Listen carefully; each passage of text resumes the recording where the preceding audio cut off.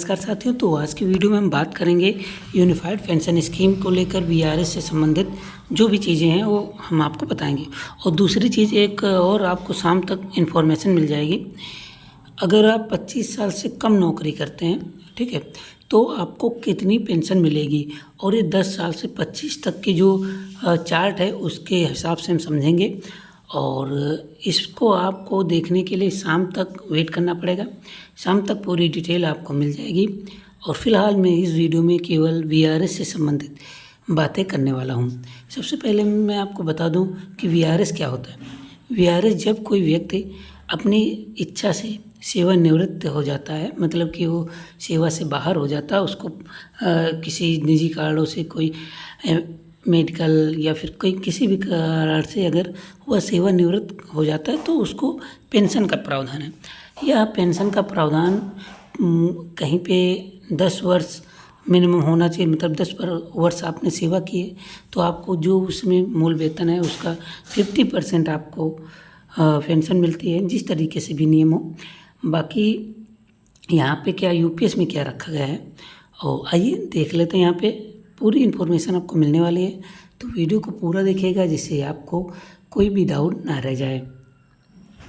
तो साथियों यहाँ पे अगर देखें तो पेंशन portal.dub.in की वेबसाइट से ये लिया गया। इसमें यहाँ पे पीडीएफ में प्रायः पूछे जाने वाले क्वेश्चंस का भी जिक्र किया गया। हालांकि यह पुराना है, ठीक है, नया भी हम बताएंगे। अभी पहले ये देख लीजिए यहाँ पे क्या कहा गया है। क्या स्वैच्छिक सेवानिवृत्ति वाला दिन ड्यूटी माना जाए, मतलब जिस दिन आप स्वैच्छिक सेवानिवृत्ति ले रहे हैं तो उस दिन को ड्यूटी में गिना जाएगा या नहीं, तो यहाँ पे आंसर आया यहाँ।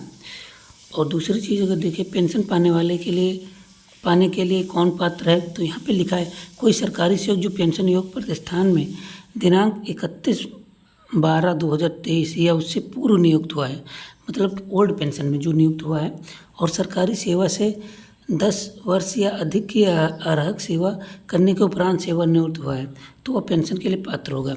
ठीक है, लिखा गया यहाँ पे कि मतलब जो ओल्ड पेंशन में कैंडिडेट थे या फिर कर्मचारी थे, उनको अगर 10 वर्ष सेवा कर लिए तो वो सेवानिवृत्त के लिए पात्र हैं। ये ओपीएस ओल्ड पेंशन में था। अगली बात अगर करें पेंशन की गणना किस प्रकार की जाती है, तो यहाँ पे लिखा है 1/1/2006 से परिलब्धियों अंतिम वेतन का अंतिम 10 महीनों की औसत। अब क्या किया गया, 12 महीने का औसत किया गया। पिछले बार 10 महीने का औसत था। जो भी सेवानिवृत्त होने वाले सरकारी सेवक के लिए अधिक लाभकारी हो 50% की दर से पेंशन की गणना की जाएगी। तो यहाँ पे लिखा है कि परिलब्धियों का अंतिम वेतन या 10 वर्ष का औसत परिलब्धियाँ हैं, ठीक है, मतलब 10 वर्ष का औसत ले लीजिए या अंतिम वेतन जो भी है, वेतन पर डीए भी जुड़ता है।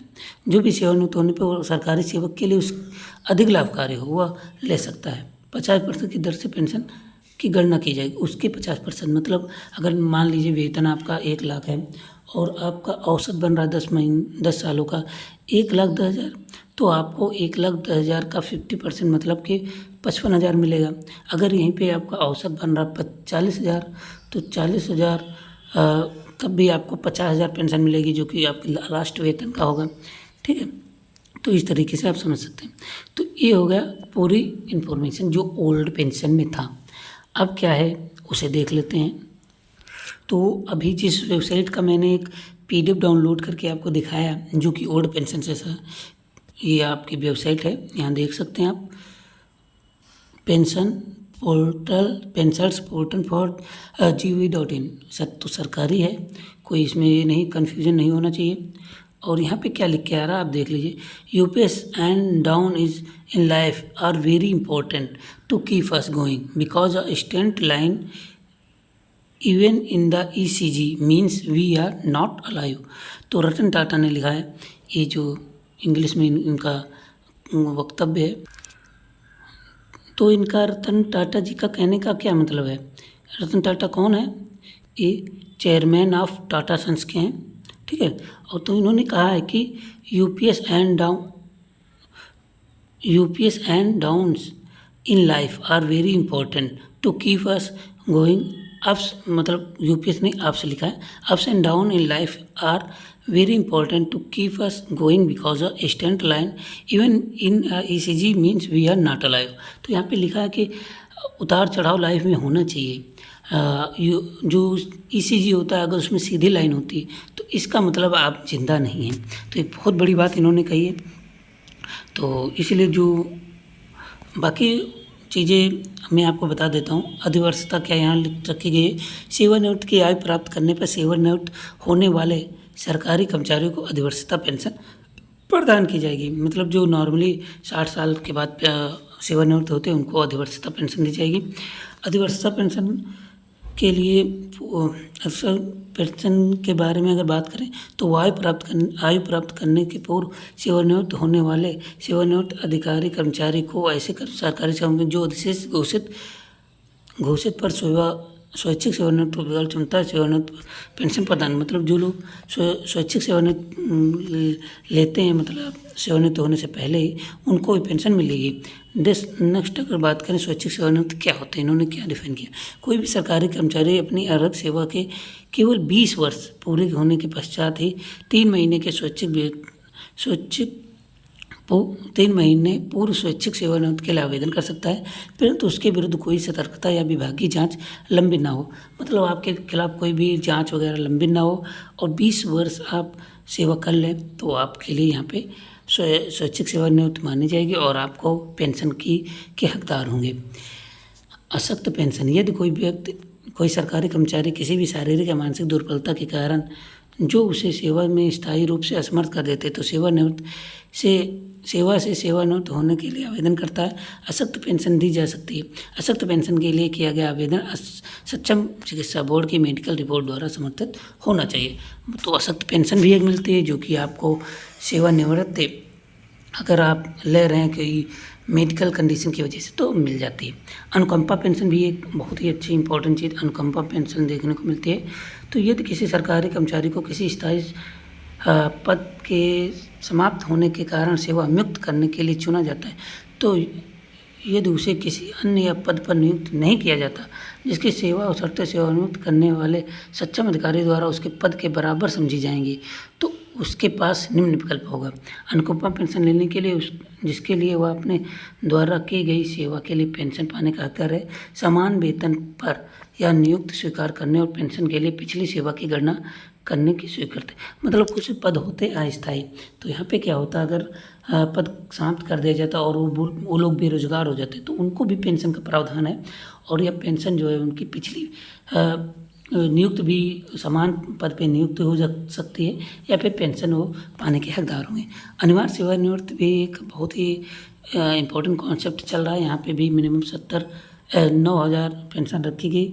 इसमें ज़बरदस्ती लोगों को कर्मचारियों को कर दिया जाता है और ऐसे सरकारी कर्मचारी जो जिसे सेवा से पदच्युत किया गया है, मतलब हटा दिया गया, उसकी पेंशन उपहार समर्थ हो जाएगा, परंतु उसे सेवा में पदच्युत करने या हटाने के लिए सक्षम पदाधिकारी यदि वह मामला ऐसा हो कि उस पर विशेष विचार किया जा सकता है तो ऐसी पेंशन या उपदान या दोनों की 2 से अधिक ऐसा अनुकंपा भत्ता स्वीकार कर सकेगा। चलिए कोई दिक्कत नहीं, इसमें भी 9,000। तो मैंने आपको बहुत ही इम्पोर्टेंट चीज़, आपको जो चीज़ें आप कन्फ्यूजिंग पॉइंट था मैंने बता दिया है। मुझे लगता है आप कन्फ्यूजन नहीं रहा होगा। कुछ लोग कह रहे थे कि और हाँ, एक क्वेश्चन ये है कि कुछ लोग कह रहे हैं कि मैं अगर मान लीजिए मैंने ज्वाइन किया है 30 साल में और 55 साल पे मैं वीआरएस ले लेता हूँ तो मुझे पेंशन कब से मिलेगी। ठीक है, पेंशन आपको 55 साल बाद ही मिलेगी। हालांकि अभी तक इन्होंने पूरा डिफाइन नहीं किया। कुछ लोग यहाँ पे कंफ्यूजिंग यह डाल रहे हैं कि आप 55 साल पे वीआरएस लेते हैं तो पेंशन जो वेतन आपका बनेगा मूल पेंशन 55 साल के और औसत वेतन से बनना है 12 महीने के। मगर दूसरी चीज़ पेंशन जो मिलेगी 60 साल पूरे करने के बाद मिलेगी, तो ऐसा नहीं है। ऐसा कहीं भी क्लियर नहीं किया गया। यहाँ पे भी लिखा गया है कि आप जब लेते हैं तो 3 महीने के आपको पीरियड में आपको आवेदन करना वीआरएस के लिए, उसके बाद आपको पेंशन अप्रूव्ड हो जाएगी। तो यहाँ पे कहीं भी डिफाइन नहीं है कि आप 60 साल पूरे करेंगे तभी। आप 40 साल से 60 साल तक नौकरी करते हैं और वीआरएस लेते हैं, वीआरएस मतलब क्या उसके बाद रिटायर हो जाएं 20 साल में, तो उसकी क्या पेंशन बनेगी आपकी मतलब 20 साल या 15 साल अगर आप सेवा करते हैं तो कितनी पेंशन बनेगी, उस पर भी हम डिटेल वीडियो लाने वाले हैं। नेक्स्ट वीडियो आप देखिएगा, उस पर आ जाएगा। हो सकता है शाम तक हम उपलब्ध करा सकें, तो ये ना कन्फ्यूज़न रहे कि आपको कितनी पेंशन मिलनी है। वीआरएस लेने पर भी 20 साल का अगर आप सर्विस देते हैं तो वीआरएस मिलेगा, वीआरएस पे पेंशन मिलेगी, कोई कन्फ्यूज़न नहीं होना चाहिए। तो नेक्स्ट वीडियो जो है, इस वीडियो को ज़रूर देखें। 25 साल से कम नौकरी करने पर कितनी पेंशन होगी, तो पूरा डिटेल चार्ट आपको यहाँ पे उपलब्ध करा दिया जाएगा। तो मिलते हैं नेक्स्ट वीडियो में, तब तक के लिए नमस्कार, जय हिंद, जय भारत, बेस्ट ऑफ लक।